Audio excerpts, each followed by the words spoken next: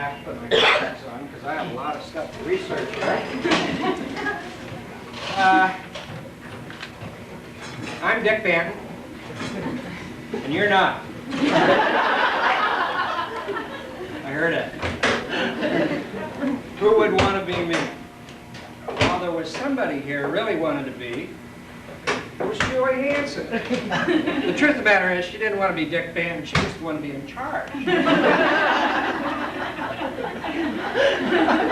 So, after a lot of tribulation, the company said, give her something to keep her busy. So I said, okay, I'll think about it. So the first thing that I did was I made her the supervisor of the facility. She jumps right into that. She's up, she got goals. She's got stuff plastered on the wall. She's got charts. And she takes off to be in charge of facility management. It didn't work out. I'll tell you what happened. She got into looking throughout the building, and she kept on moving the urinals in the men's room. They're too high. They're too low. Let's move them over here. Let's turn them upside down. Finally, there isn't a plumber in Oregon that would come back to our building. The worst part of it is she also submitted a requisition to have one of the stalls in the ladies' room with a curved piece of glass on it. That should have been a handspring. You know, the moving thing, Pete, Ed, you guys know about that. I mean, she's never satisfied. It's got to come over here, it's got to go over there, right? So, I thought, and I knew, since no secret is safe with her, that HR was out of the question. The only thing left was processing. So, having HR still to myself, I kind of looked into your file a little. And I think that the rest of you here, and for those of you who aren't Valley people, forgive us. I'm sure somebody will buy you a drink, but not me. Julie Hansen started her Oregon insurance career with a little company called Forest Industries Insurance Exchange on January 9th, 1985. She came to work as a personal lines underwriter, and she got off to a bit of a slow start because she wasn't even nominated for Employee of the Month until November of 1986.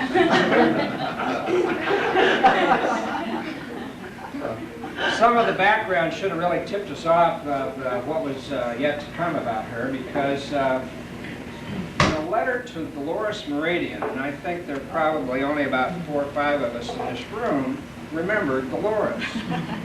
But Dolores was someone that we called Mother Courage, and if you haven't read the play, I'd say you should, because Dolores was the original macho woman.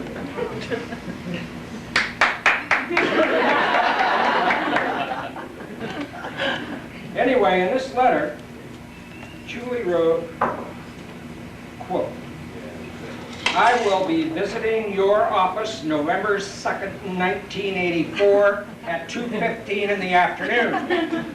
If you can't be available, leave a message with my fiancé, Dennis Hansen, who lives in Corvallis. Give me a break. I knew you were just messing around and you wanted an excuse to get out here.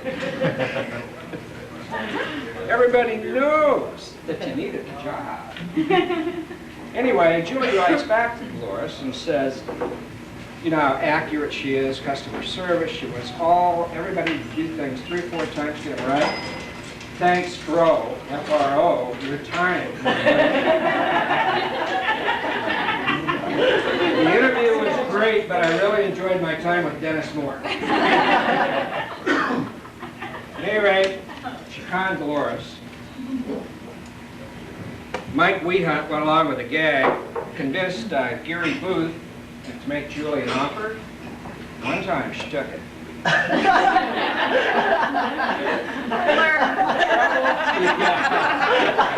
I had other stuff here, but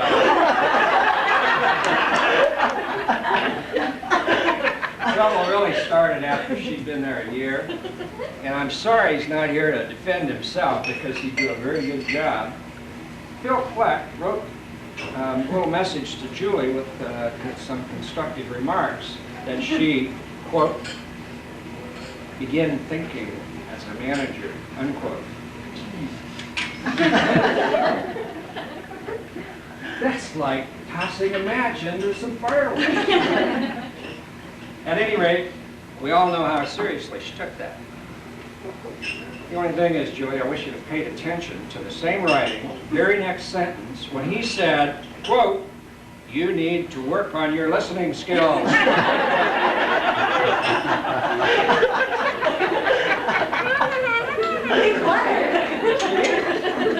Being at a staff meeting with Julie is like going to a Bill Clinton testimonial. There's only one person talking. Can I tell Linda to shut up? We're not ready yet. A couple of additional items from her background. So something to the effect that she actually was accused of harassment. I don't want to go any further into this, but you don't think she's capable of this? Think about it. Check it out. Don't tell her nothing. Julie was first selected to be supervisor, or she was selected to be the first supervisor of the Home Office Processing Center, and ascended to that position on August 16, 1992. My life changed. I would like to say it was for the better, but that really didn't happen until March 1st, 1995, when she was then promoted to manager. In honor of that God-sent promotion, Julie, I'd like you to stand up, please. We have an award.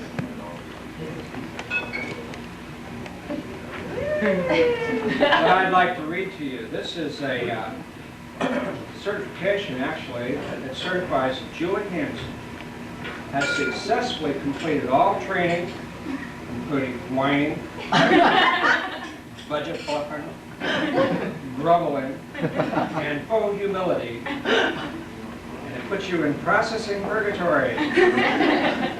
Effective date of March 1st, 1995. Signed by Stuart E. Olson Sr., sucker, and Richard M. Banton, older but wiser, manager of administration.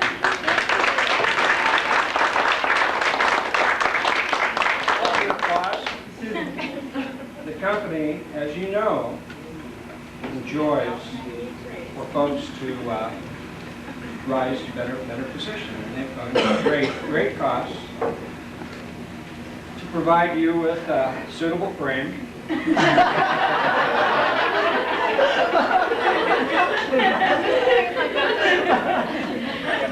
And, you know, kind of a mounting kit.